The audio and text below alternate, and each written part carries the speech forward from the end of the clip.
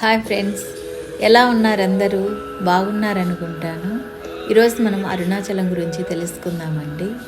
మహాక్షేత్ర అరుణాచలం అంటే అరుణాచల దేవాధిదేవుడైన సదాశివుడు మాయకు వశులు అయిన బ్రహ్మ విష్ణువులని రక్షించిన మహాక్షేత్రం అరుణాచలం. అరుణాచలానికి వెళ్ళిన భక్తులందరూ అరుణాచలగిరికి ప్రదక్షిణ చేయాలనుకుంటారండి.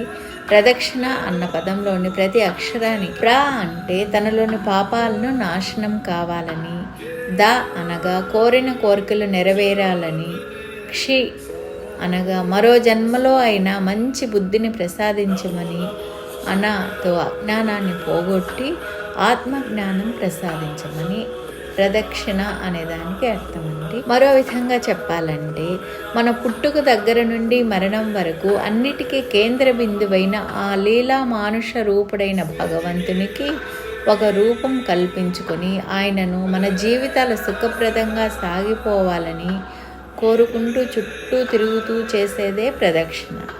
నిత్యం వేద మంత్రాలతో పవిత్ర వాతావరణం నింపుకున్న ఆలయంలో చేసే ఈ ప్రదక్షిణ మనలో అనుకూల స్పందనలను అంటే పాజిటివ్ వైబ్రేషన్స్ని కలిగించి సరి అయిన ఆలోచనలను రేకెత్తించి జీవితానికో సవ్య మార్గం చూపిస్తుంది.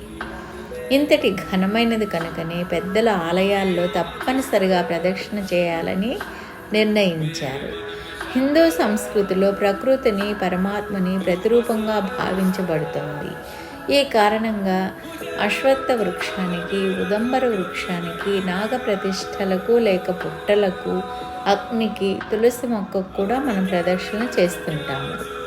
ఇదే క్రమంలో మన జీవితాల సుఖప్రదంగా గడపడానికి కావలసిన నీటిని అందించే నదులను కన్నతల్లి ప్రతిరూపాలుగా తలచి పూజించడం, హారతులు ఇవ్వడం కూడా జరుగుతుంది. సప్త పుణ్య నదులలో ఒకటైన నర్మదా నది అమరకంటక్ మధ్యప్రదేశ్లో పుట్టి 1115 కిలోమీటర్లు ప్రవహించి గల్ఫ్ ఆఫ్ ఖంబట్ గుజరాత్ వద్ద అరేబియా సముద్రంలో సంగమిస్తుంది. నర్మదా నది పరివాహక ప్రాంతంలో ఇరుపక్కల ఎన్నో పుణ్యక్షేత్రాలు నెలకొని ఉన్నాయి. అందుకే ఈ నది విషయంలో మరింత ముందుకు వెళ్ళి 3300 కిలోమీటర్లపై దూరం ఉంటుంది. భక్తులు ఒక సంవత్సర కాలంలో అత్యంత భక్తి శ్రద్ధలతో పరిక్రమ చేస్తారు నర్మదా నదికి.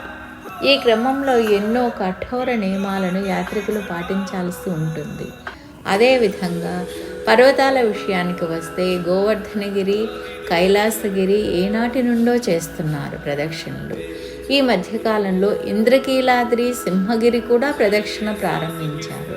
కానీ అన్నింటిలోకి అత్యంత పుణ్యప్రదమైన ఇహ పర సుఖాలను ప్రసాదించేదిగా ప్రసిద్ధి చెందినది అరుణాచల ప్రదక్షిణ ఒక్కటే. కారణం ఇక్కడ పర్వతమే పరమేష్టి. కైలాస పర్వతంతో సహా మిగిలిన గిరులన్నీ ఆయన నివాసాలు. అదే ముఖ్యమైన వ్యత్యాసం. పరమేశ్వరుడు ఇక్కడ పర్వత రూపంలో వెలిసి ఉండడానికి సంబంధించిన గాథ అందరికీ తెలిసినదే. క్లుప్తంగా చెప్తామనండి. ఒకసారి బ్రహ్మ, విష్ణువు తామిద్దరిలో ఎవరు అధికులు అన్న తర్కం వచ్చింది. శ్రీ మహావిష్ణువు మరియు బ్రహ్మ ఎవరు పెద్ద, నువ్వు పెద్ద, నేను పెద్ద అని. అప్పుడు వారి మధ్య ఒక పెద్ద అగ్ని రూపంలో కైలాసనాథుడు ఉద్భవించి మీ ఇరువురిలో ఎవరైతే నా ఆది అంతాలలో ఒకదానిని కనుక్కుంటారో వారే గొప్ప అన్న మాటలు వినిపించాయి. అంతే బ్రహ్మ తన హంసవాహనం మీద పైకి వెళ్ళగా శ్రీహరి భూవరాహ రూపం ధరించి పాతాళం వైపు వెళ్తారు.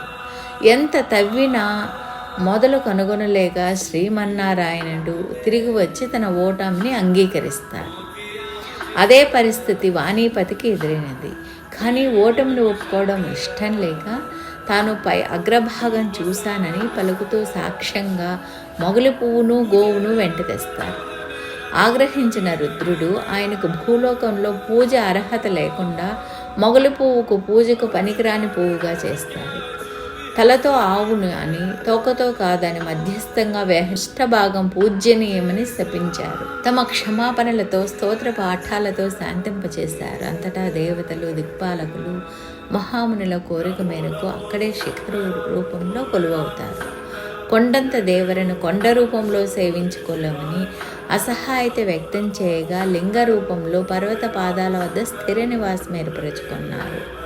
తెల్లవారుజామున 4:30కు తూర్పు గోపురం స్వయం శంకరుడి శిఖరంగా నిలిచినందున కృతయుగంలో అగ్ని శిఖరంగా, త్రేతాయుగంలో మాణిక్యగిరిగా, ద్వాపర యుగంలో సువర్ణ శిఖరంగాను ఉండి కలియుగంలో ఎరుపు రంగు గల రాతి కొండగా మారిన గిరిని దేవతల నుండి మానవుల వరకు అందరూ అరుణాచలేశ్వరునిగా, అన్నామలయారునిగా కీర్తిస్తూ ఈ గిరికి ప్రదక్షిణ చేస్తున్నారు.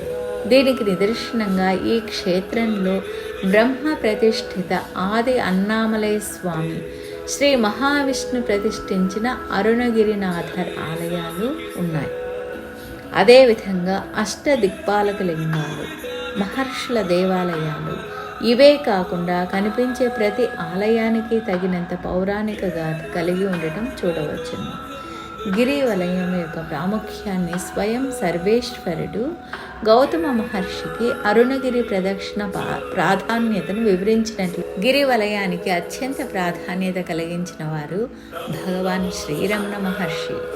ఆయన ఈ ప్రదక్షిణ ఎలా చేయాలి, ఎక్కడ ప్రారంభించాలి, ఏమేమి సందర్శించాలి, ఎలాంటి ఫలితాలు లభిస్తాయి అన్న వివరాలను విశదీకరించారు. సహజంగా పౌర్ణమి నాడు అధిక సంఖ్యలో భక్తులు గిరి ప్రదక్షిణ చేస్తుంటారు. కానీ సంవత్సరంలో ఏ రోజైనా చేయవచ్చును. ఒక్క రోజున ఒక్కో ఫలితం దక్కుతుందని పరమేశ్వరుడు తెలిపారు. సోమవారం చేస్తే పరిపూర్ణ ఆరోగ్యము, దీర్ఘాయువు. మంగళవారం రుణబాధల నుండి విముక్తి, చక్రవర్తి యోగం కలుగుతుంది. బుధవారం పాండిత్యం, జ్ఞానసిద్ధి. గురువారం స్థిరమైన ఆధ్యాత్మిక అవగాహన మరియు దృష్టి. శుక్రవారం అపార సంపత్తి, అనంతర కాలంలో వైకుంఠ ప్రాప్తి. శనివారం సర్వగ్రహ దోషాలు తొలగి అన్నింటా విజయం. ఆదివారం శివ సాయుధ్యం. మహర్షుల అభిప్రాయం ప్రకారం మంగళవారం మరియు కనుమనాడు చేసే ప్రదక్షిణ ఇహపర సుఖాలను ప్రసాదించేది. అరుణాచల పరిక్రమకు కొన్ని అలిఖిత నియమాలు ఉన్నాయి. శుచిగా అభ్యంగన స్నానం చేసి, పరిశుభ్రమైన వస్త్రాలు ధరించి, నుదుటిన కుంకుమ విభూతి రేఖలు ధరించాలి. పాదరక్షలు ధరించకుండా కాలినడకన పరిక్రమ చేయాలి. మనస్సును శివయ్య మీదే లగ్నం చేసి ఈ 14 కిలోమీటర్ల మార్గంలో ఎదురయ్యే ప్రతి ఆలయాన్ని సందర్శించాలి. తరచూ అరుణగిరిని వీక్షిస్తుండాలి. అనిర్వచనీయమైన ఆనందం లభిస్తుంది. శ్రీ బ్రహ్మలింగేశ్వర స్వామి ఆలయం ఆలయ గజరాజ రుక్కు శ్రీ రమణ మహర్షిని ఒక భక్తుడు గిరివాలం ఎలా చేయాలి అని ప్రశ్నించారట. నిండు గర్భిణి ఎంత జాగ్రత్తగా ప్రతి అడుగు చూసుకుంటూ గర్భస్థ శిశువు క్షేమం ఆలోచిస్తూ నడుస్తుందో అలా అడుగులో అడుగు వేస్తూ నడవాలని చెప్పారట. ప్రదక్షిణ క్రమంలో ఎన్నో పురాతన, నూతన ఆలయాలు, మందిరాలు, ఆశ్రమాలు, యోగ శిక్షణ కేంద్రాలు ఎదురవుతాయి. చిన్న నూతన నిర్మాణాలను చూడకపోయినా పురాతన ఆలయాలను అన్నిటినీ దర్శించాలి. ముఖ్యమైనవి 11 శివాలయాలు, దిక్పాలకులు, బ్రహ్మ ప్రతిష్ఠిత ఆది అన్నామలై, ఇవన్నీ తప్పకుండా మనం దర్శించుకోవాల్సినవి. వ్యూయర్స్ అందరికీ ఒక రిక్వెస్ట్ అండి, దిక్పాలకులు ప్రతిష్ఠించిన శివలింగాల వివరణ పార్ట్ 2లో వివరిస్తాను, తప్పకుండా వినండి. Bye friends, see you in the next video.